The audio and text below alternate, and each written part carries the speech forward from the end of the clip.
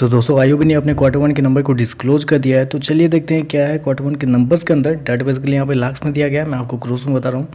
तो देखिए पिछले क्वार्टर की बात करें तो पिछले क्वार्टर में कंपनी ने 9,112 करोड़ के आसपास का टोटल इनकम जनरेट किया था। पिछले साल 6,234 करोड़, जबकि अभी देखें तो बढ़ के 7,587 करोड़ के आसपास है। तो साल दो साल देखें तो साल दो साल कंपनी का जो टोटल इनकम है उसके अंदर एक अच्छी खासी तेजी आपको देखने को मिली, ऑलमोस्ट बोल सकते हैं 21 से 22% के आसपास का जंप आपको देखने को मिल रहा है। जबकि क्वार्टर जाते हैं तो क्वार्टर कंपनी के ही टोटल इनकम के अंदर एक गिरावट भी आपको देखने मिली। वहाँ पे देखें तो लगभग बोल सकते हैं 17% के आसपास की गिरावट है। तो क्वार्टरली बेसिस पे देखें तो कंपनी का टोटल इनकम गिरता हुआ देखने को मिल रहा है।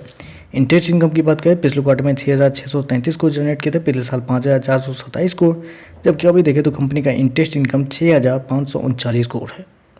तो कंपनी का इंटरेस्ट इनकम देखें तो साल दर साल तो बढ़ता हुआ देखने को मिला है, लेकिन क्वार्टर कंपनी का जो इंटरेस्ट इनकम है वो आपको गिरता हुआ देखने को मिला। तो कंपनी का इंटरेस्ट इनकम और कंपनी का टोटल इनकम आपको गिरता हुआ देखने को मिला इस क्वार्टर में। क्वार्टर खर्चे की बात करते हैं, पिछले क्वार्टर में 7,149 को खर्च किए थे, पिछले साल 4,885 करोड़, जबकि अभी देखें तो कंपनी खर्चे 5,895 करोड़ के आसपास है। तो खर्चे देखें तो खर्चे कंपनी के ऑन एन एवरेज कंट्रोल में ही देखने को मिल रहा है। चलिए कंपनी का प्रोविजन क्या है वो देख लेते हैं। तो देखिए पिछले क्वार्टर में कंपनी 767 करोड़ खर्च की थी प्रोविजन में, पिछले साल 837 करोड़, जबकि अभी देखें तो कंपनी का जो प्रोविजन है 937 करोड़ के आसपास है। तो यहाँ पे देखें तो कंपनी का जो प्रोविजन है वो आपको साल दर साल क्वार्टर बढ़ता हुआ देखने को मिल रहा है।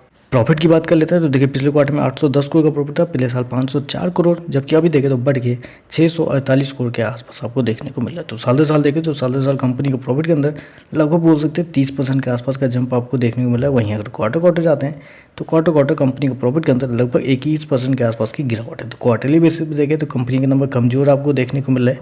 रेवेन्यू इनकम दोनों आपको गिरता हुआ देखने को मिला, प्रॉफिट भी आपको गिरता हुआ देखने को मिला है। चलिए कंपनी के एनपीए और ईपीएस देख लेते हैं। तो ईपीएस की बात करें तो पिछले क्वार्टर में 43 पैसे का था, पिछले साल 26 पैसे, अभी देखें तो 33 पैसे के आसपास है। ग्रॉस एनपीए की बात कर लेते हैं तो कंपनी का ग्रॉस एनपीए 7.13 से गिर के 2.89 के आसपास आ चुका है, जबकि पिछले क्वार्टर में भी 3.10 के आसपास था। तो ग्रॉस एनपीए देखें तो आपको साल दर साल क्वार्टर कम होता हुआ देखने को मिल रहा है। नेट एनपीए की बात कर लेते हैं तो नेट एनपीए कंपनी का 1.44 से गिर के 0.51 आ चुका है, जबकि पिछले क्वार्टर में भी 0.57 के आसपास। नेट एनपीए ग्रॉस एनपीए आपको संभलता हुआ देखने को मिल रहा है। ओवरऑल अगर नंबर को मैं समराइज करूँ तो देखिए नंबर में बस एक चीज़ मुझे थोड़ा सा गलत लग रहा है, क्योंकि बहुत क्वार्टर बाद छोटे छोटे बैंक्स की तरफ से ऐसे नंबर आते हुए देखने को मिल रहे हैं कि क्वार्टरली बेसिस पे कंपनी के नंबर कमजोर आ रहे हैं। तो इस क्वार्टर में बैंक्स जितने भी है उनके क्वार्टरली बेसिस पे कंपनी के नंबर कमजोर आ रहे हैं। तो ऐसे में देखना पड़ेगा कि आईओबी की तरफ से एक ऐसा परफॉर्मेंस आपको देखने को मिला है शेयर के अंदर। लेकिन ओवरऑल देखें तो साल दर साल अच्छे हैं, लेकिन क्वार्टर देखें तो कंपनी के नंबर कमजोर देखने को मिल रहे हैं। तो चलिए बस आज के लिए बस इतना ही। वीडियो पसंद आए तो लाइक कीजिएगा, साथ में साथ चैनल को सब्सक्राइब जरूर कीजिएगा। धन्यवाद।